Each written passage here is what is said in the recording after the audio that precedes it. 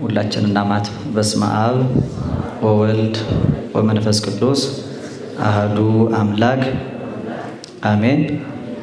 ክቡር መምህራችን መጋቤ ሐዲስ መምህር ጸጋው በኢትዮጵያ ኦርቶዶክስ ተዋሕዶ ቤተክርስቲያን የሰንበት ትምህርት ቤቶች ማደራጃ መምሪያ የመምሪያ ዋና ኃላፊ አይንተ እግዚአብሔር ክቡራን አበው ካህናት ሊቃውንተ ቤተክርስቲያን መምህራን ላይካነ ምስጢር ወንድሞቼ ዲያቆናት ልዑለ ባህሪ ቅዱሰ ባህሪ ንጹሐ ባህሪ እግዚአብሔር አምላክ እንዲሰማችሁ በዚህ ትልቅ ድግስ ላይ የታላቋን እህታችንን የትንሳኤን የዝማሬ ገጸ በረከት ያገልግሎት ስጦታ ለማክበር በዚያ የምናከብረውን እግዚአብሔርን ደግሞ ክብሩን ለመመስከር የተሰበሰባችሁ ሁላችሁም የእግዚአብሔር ቤተሰቦች እንደምን ዋላችሁ? እንደምን ሰነበታችሁ? በደል ኃጢአታችንን ክፉ ስራ መተላለፋችንን ሳይመለከት ከማያልቀው ልግስናውና ከማይጓደለው ቸርነቱ የንስሐ ዕድሜ ሰጥቶ በሕይወትና በጤና የጠበቀን የቅዱሳን አምላክ ፈጣሪያችን ልዑል እግዚአብሔር በሕይወታችን ሁሉ ስለማይነገረው ስጦታው ስሙ ለዘላለም ይክበር ይመስገን። መርሃ ግብሩ ምናልባት እኔ ካሰብኩት ሰዓት አንፃር አብሮ ባለመሄዱ ነው እንደዚህ ተዋክበው ከሰዓቴ ውጪ የሰጡኝ ይመስለኛል። በተደራረበ መርሃ ግብር በመምጣቴ እህታችንንም መርሃ ግብሩን ያዘጋጁትንም በቅድሚያ ይቅርታ ጠይቃለሁ። ባለን አጭር ደቂቃ ግን እንደው መነሻ እንዲሆንና የተሰበሰብንበትን ዓላማ ዕለቱንም የሚመለከት ሐሳብ ማየት ስላለብን በጥቂቱ አይን ለመግለጥ በር ለመክፈት የሚረዳ መልእክቴን አስተላልፌ እሄዳለሁ። ዘቦአ እንተ ሀቤ ይድህን ወይበው ወይወፅእ ወይረክብ ምርአየ በዮሐንስ ወንጌል ምዕራፍ 10 ላይ ቅድም ሲነበብልን እንደሰማችሁት ከቁጥር 8-9 ላይ እንዲህ የሚል ቃል አለ። በእኔ የሚገባ ቢኖር ይድናል፣ ይገባልም ይወጣል፣ መሰማሪያ ያገኛል ይላል። በእኔ የሚገባ ይድናል፣ ይገባል፣ ይወጣል፣ መሰማሪያ ያገኛል። እንደው አጭር መልእክት ለማስተላለፍ አባቶችም ቅድም የሰጡን የቤት ስራ ይሄ ስለሆነ በቤተክርስቲያናችን ያው ስርዓት ወንጌል ትምህርት የሚሰጠው መጀመሪያ መስበኪያ የሚሆን ርዕሰ ጉዳዩ ምስባክ በሚባለው የመዝሙረ ዳዊት ክፍል ላይ ተሰጥቶናል። ከዚያ ሊብራራ የሚገባው የወንጌል ክፍል ደግሞ ዕለቱን የሚመለከትና ከያዝነው አብይ ጉዳይ ጋር አብሮ የሚሄደው ምስጢር አንድነት ተካቶበታልና ዮሐንስ ወንጌል ምዕራፍ 10 ላይ ቁጥር 9 ላይ በእኔ የሚገባ ይድናል፣ ይገባል፣ ይወጣልም መሰማሪያ ያገኛል የሚለው ተነግሮናል። ቁጥር 9 ላይ ይሄንን መነሻ ርዕስ እናድርግ እስኪ። በእኔ የሚገባ በሉ ይድናል፣ ይገባልም፣ ይወጣል፣ መሰማሪያ ያገኛል። ምን ማለት እንደሆነ ይሄን ብቻ ከዕለቱ አብይ ርዕሰ ጉዳይ ጋር እናያለን። የአባቶቻችን አምላክ ሰፋ ይምሮ አድሎ እንድናስተውልና እንድንረዳ አስችሎ የቃሉን ደጅ ለሁላችን ይክፈትልን። የጤታ አምሳልምና አምሳላት ከምሳሌዎች ሁሉ ምሳሌ ታጣላት የኛ እናት መዝገበ ምስጢር የቤተ ክርስቲያን አንደበት ወላዲተ አምላክ ድንግል ማርያም በአማላጅነቷ አትለየን። አማኑኤል አምላካችን መድኃኔ ዓለም እረኛችን በሐጹረ መስቀሉ በመስቀሉ አጥርነት ደግፎ ሁላችንንም በቀደመው ሥርዓትና በአባቶቻችን ፍኖት በተዋሕዶ በረት ያጽናን። ሁላችሁ እንደምታውቁት በዚህ በዘመነ ስብከት ከሚታሰቡት ትልልቅ በዓላት መካከል ከጌታችን ከ18ቱ 9 አበይት 9 ንዑሳን በዓላት መካከል አንዱ ዛሬ ኖላዊ የሚባለው ነው። ብርሃን ስብከት እያልን አሳልፈናል። አሁን ኖላዊ ላይ ነው ያለነው። ኖላዊ የሚባለው ያው ኖለወ ማለት ጠበቀ እረኛ ሆነ ማለት ነው። ኖላዊ ማለት ጠባቂ እረኛ ማለት ነው ባገባው የእግዚአብሔር እረኝነት የሚነገርበት ነው። የእግዚአብሔር እረኝነት ብቻ ሳይሆን እግዚአብሔር እረኛ የሆነ ሁሉ በቤተ ክርስቲያን ላይ ሾሟል። ነግ ሰርክ በሚደርስ በመጨረሻ ኪዳን ምስጋና ላይ አባቶቻችን እንዲህ ይላሉ።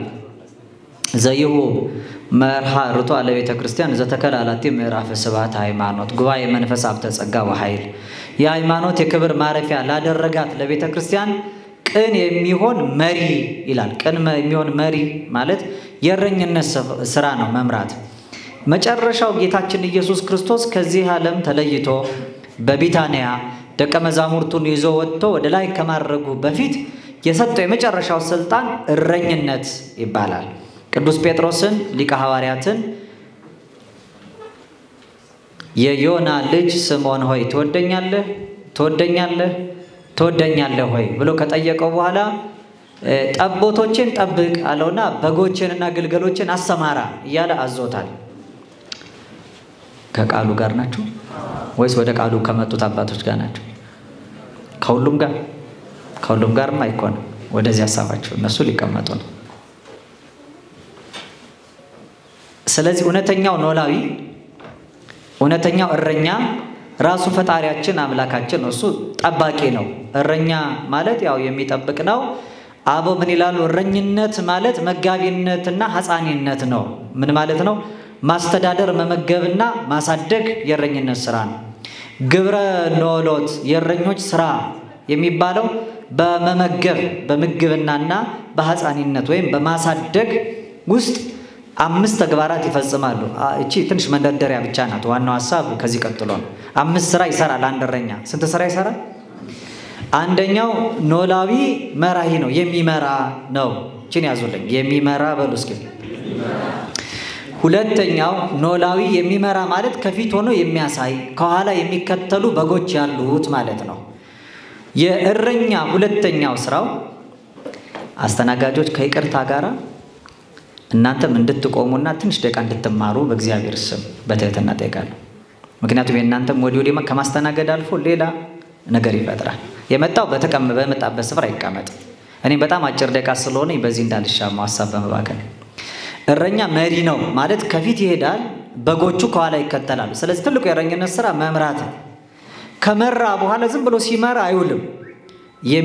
የሚነጩት ሳር የሚጎነጩት ውሃ ባለበት ውሃ ይጎንጩ ሳር ይንጩ ብሎ ደግሞ ለምለም መስክ ያረፈ ውሃ ባለበት ስፍራ ደግሞ ማሰማራት የእረኛ ስራ ነው። እረኛ መምራት ብቻ ሳይሆን ራእይ ነው ወይም የሚያሰማራ ነው።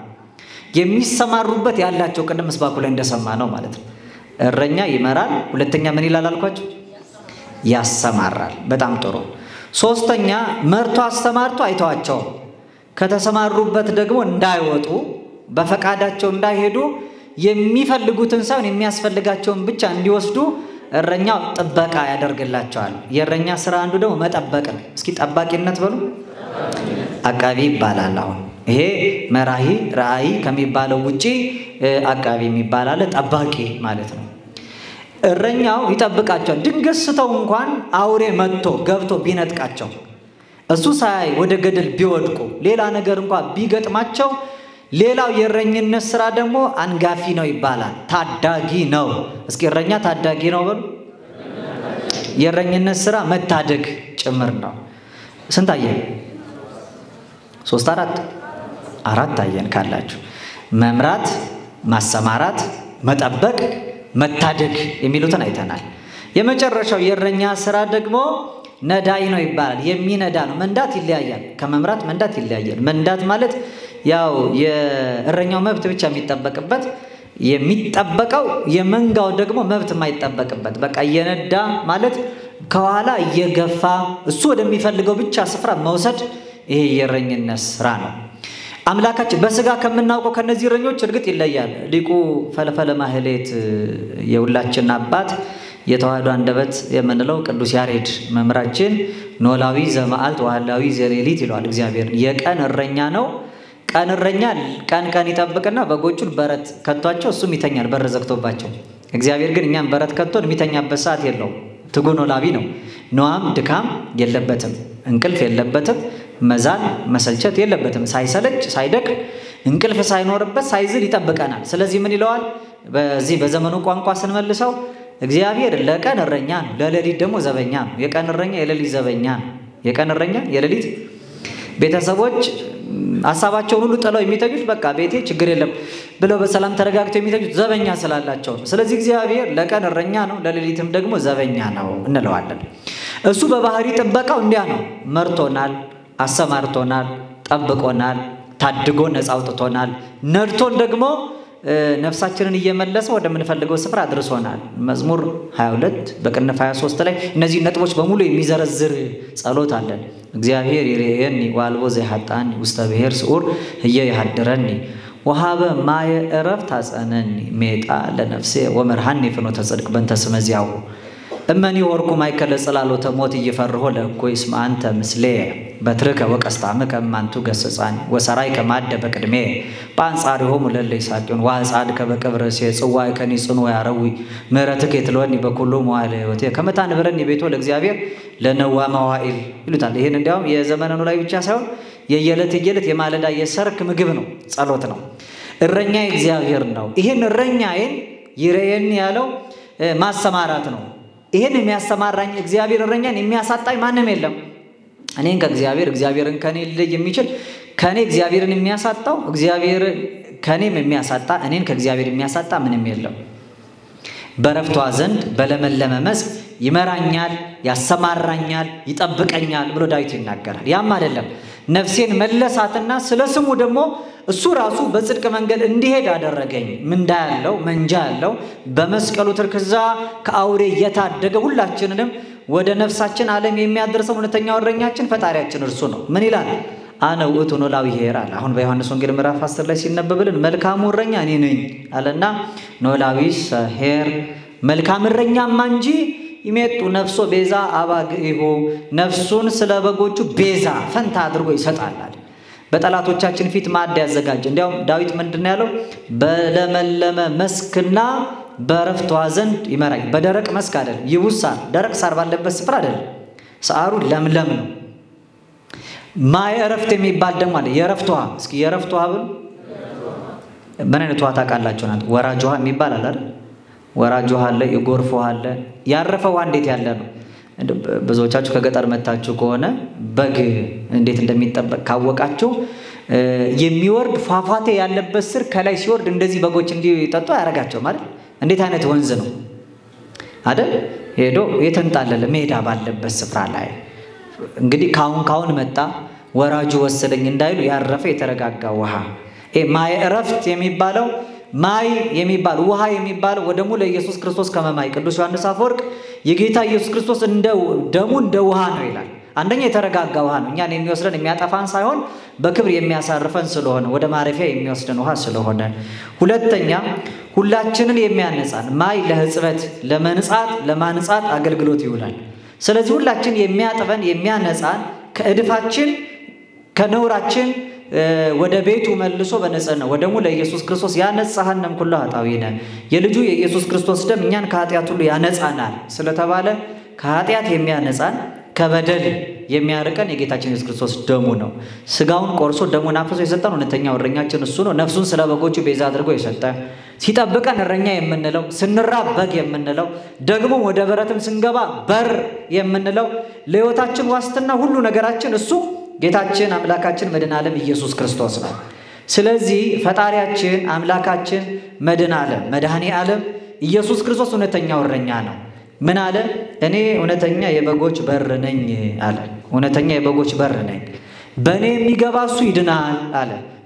በዚህ በሰለስቱ ምዕት ቅዳሴ ላይ አነ አቡየ ወመንፈስ ቅዱስ አንቀጽ ዴዴ ወምዕራፍ ወይም ፍኖት አንቀጽ ወምዕራፍ እኔ አባቴና መንፈስ ቅዱስ መንገድ በርና ማረፊያ ነን የሚል ጸሎት አለ። እስኪ በሉ አብ ወልድ መንፈስ ቅዱስ መንገድ በር ማረፊያ ናቸው።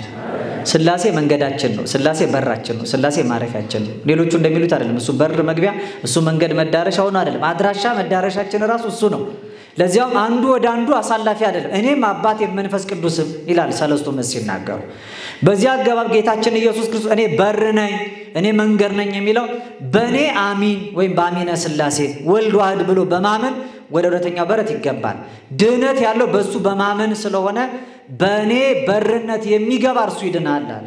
የሚያምንብኝ ይድናል ማለት ነው። በር ነው ማለት ሃይማኖት እሱ ነው። መንገድ ነው ማለት ሃይማኖት እሱ ነው። በእኔ የሚገባ ይድናል አለ። በእኔ የሚገባ ምን ይላል? በእኔ የሚገባ ይድናል ብቻ አይደለም ያለው ይገባል አለ። ይገባል ሲል በአሚነ ስላሴ ወልድ ዋህድ ብሎ በማመን ወደ እውነተኛው ሃይማኖት እንመጣለን። ከዚያስ በዚያም ይገባል። ከገባ በኋላስ ያመነ ደግሞ ይማራል፣ በበረቱ ይጸናል፣ ያድራል፣ ከዚያስ ይወጣል አለ። ለምን ይወጣል? ደግሞ ለማስተማርና ለመመስከር ይወጣል። ከዚያስ መሰማሪያ ደግሞ ያገኛል አለ። ዋጋ የሚያገኝበት እረኛ የሚሆንበትን ስራ የሚሰራበት የሚያሰማራ፣ የሚመራ፣ የሚጠብቅ፣ የሚታደግ፣ የሚነዳ ሰው ይሆናል ማለት ነው። እህታችን ትንሳኤ ዛሬ ይሄንን ነው የፈጸመችው። ማለት አንዳንድ ጊዜ በጣም ብዙ ትልቁ ችግር ሳይመጡ እንግዲህ በበሩ የማይገባ እሱ ሌባ ወንበዴ ነው የተባለ ሰው አለ። ቤተክርስቲያን ሳያድጉ በዚህ ቤት ሳይመላለሱ ለኛ እንንገራችሁ እናስተምራችሁ የሚሉ ሰዎች አንዳንድ ጊዜ በመስኮት ነው የሚገቡት። ትንሽ ቀዳዳ እንዳገኙ ይገባሉ፣ ከዚያ ካሴት ያወጣሉ፣ በዚያ ይወጣሉ ሰዎች። በበሩ የሚገባ ይገባል፣ ከዛ በኋላስ ይወጣል አለ። አሁን እርሷ ገብታለች እስከዛሬ ቁጥር 1 ነው የመዝሙሯ፣ ቁጥር 2 አይደል? ብዙ ጊዜ ደጋግማ ገብታ ወጣለች ማለት ነው። ለመቅረት አይደለም መሰማሪያ ለማግኘት የሚወጡ ሰዎች አሉ። መሰማሪያ ማለት የሰው ልብ አግኝተው ቃሉን የሚያሳርፉበት። ስለዚህ በጣም ብዙዎቻቸው እርግጠኛ ነኝ እኔ እንኳን ጥቂት ጊዜ ነው እውቅና ያለን፣ ከዚያ ውጭ በጣም ወዳጄ መምህር ጸጋውም ስለሆኑ ነው በጣም እየወተወቱኝ እንድገኝ ያደረጉት። የእሳቸው ምስክርነት የኔ ምስክርነት ብዬ አምኜ ነው ምስክርነት የምሰጠው በይፋ ማለት ነው። የሚገባ ከገባ በኋላ ደግሞ የሚገባውን ይዞ የሚወጣ ከወጣ በኋላስ መሰማሪያ የሚያገኝ የሚሰማውን ልብ እግዚአብሔር የሰጠው በዝማሬው በስብከቱ በአገልግሎቱ ብዙ ሰዎች የሚጠቀሙት በእውነተኛው በር ለገባው ሰው ብቻ ነው። በእውነተኛው በር ያልገባ ግን ሌባ ነው። አንዳንድ ጊዜ በጣም የተቸገርነው እንደዚህ ነው። መዝሙር ዛሬ የዘፈን ጡረታ ነው እንደምታውቁት። ዘፋኞች ይዘፍኑና ሲያበቃቸው ወይ ሰው ሲረሳቸው በመስኮት ይገቡና ይዘምራሉ። በመስኮት ይገቡና ይዘምራሉ። ከዚያ መሰማሪያ የማያገኙ ይገባሉ፣ ይወጣሉ፣ እንደወጡ ይቀራሉ። ደግሞ እንግዲህ ዘማሪ ማለት ትንሳኤ ዘማሪ ማለት አመስጋኝ ብቻ ማለት አይደለም። አሁን ሁላችንም ዘማሪዎች እኮ ነን። የሆነ መዝሙር እንመርጠን እንዘምር የለ በጋራ። ታዲያ የዘመርነው ሁላችንም ተብሎ አልዘመርንም? ለብቻ እንዲህ መዝሙር የሚያወጣ ዘማሪ በወል ከዘመረው በምን ይለያል ያለችው እንደሆነ መዝሙር መስዋዕት ነው። እንግዳ የሆነ አዲስ መስዋዕት ይዞ ከእግዚአብሔር ፊት የሚቀርብ ሰው በሱ መሰዊያነት እግዚአብሔርን ስለምናመሰግን መሰዊያ ሆኖ ነው የሚያገለግለው።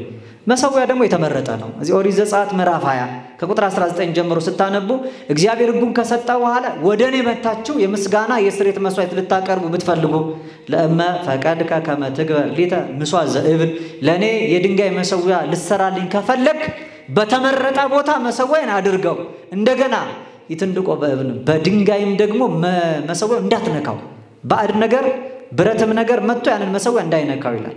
ያው ዘፈን ያልነካው ማለት ነው።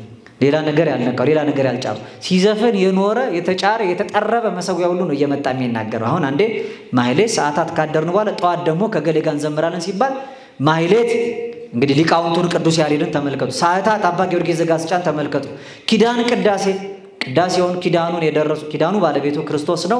ቅዳሴውን የደረሱ ሊቃውንትም ይሆናሉ፣ ሐዋርያትም ራሱ ጌታችንም ሊሆን ይችላል። ያንን ዜማ ያዘጋጁና ቅዱስ ያሬድ አሉ። እነሱን መሰዊያ አድርገን ከእግዚአብሔር ፊት ስንቀርብ ሌላ ደግሞ በመድረኩ ላይ ቀጥሎ ገሌ ይዘምራል። በዚያ መዝሙር እግዚአብሔር ፊት መስዋዕት ልናቀርብ ነው።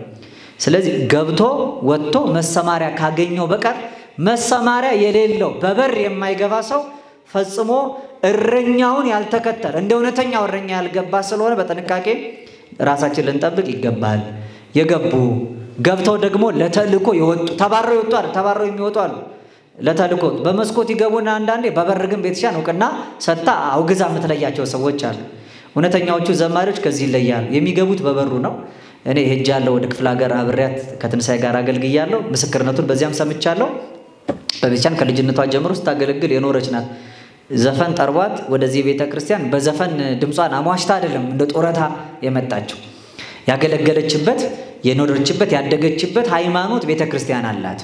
ከዚያ ነው አሁን በተልእኮ ደግሞ ራሷን ችላ በበሩ ገብታለች። በአሚነ ሥላሴ ወልድ ዋህድ ብላ አምና ገብታለች። ከዚያስ አሁን ደግሞ ያመነችውን ያወቀችውን ልትመሰክር ልትናገር ወጣለች። እግዚአብሔር በሁለተኛው ቁጥር ዝማሬዋ መሰማሪያ እንዲሰጣት ቅዱስ ፈቃዱ ይሆነልን። የምንሰማው መዝሙር በእኛ ልቡና አድሮ በሊናችን ጓዳ በልባችን ሰሌዳ ለሕይወት እንዲሆነን እንድንጠቀምበት በቸርነቱ ይርዳን። ታይታለች ተጨብጭበው እልል ተብሏል። ተጨብጭበው እልል ተብሎ ብቻ የሚሸኝበት ሳይሆን እግዚአብሔር ጽናቱን ይስጣት።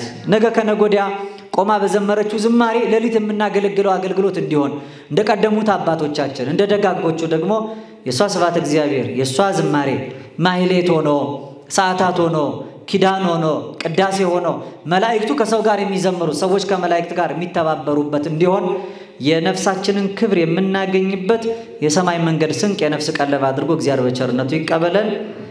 እንግዲህ አባቶች ይመርቃሉ፣ የበለጠውን ደግሞ ምዕዳን ቦራኬም ይሰጣሉ።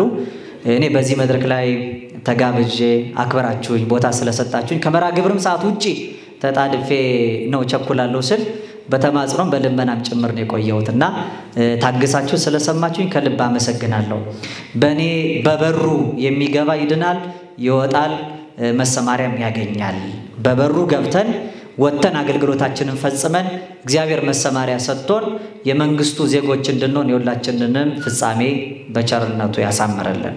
ወእመይስሕትኩ አንትሙ ለበመንፈስ አርቱኒ ያላገባብ የጨመርኩትን ስቻ ያጎደልኩትን ሊቃውንት መምህራን መንፈሳውያን እግዚአብሔር ቤተሰቦች አርሙኝ። ወስብሐት ለእግዚአብሔር።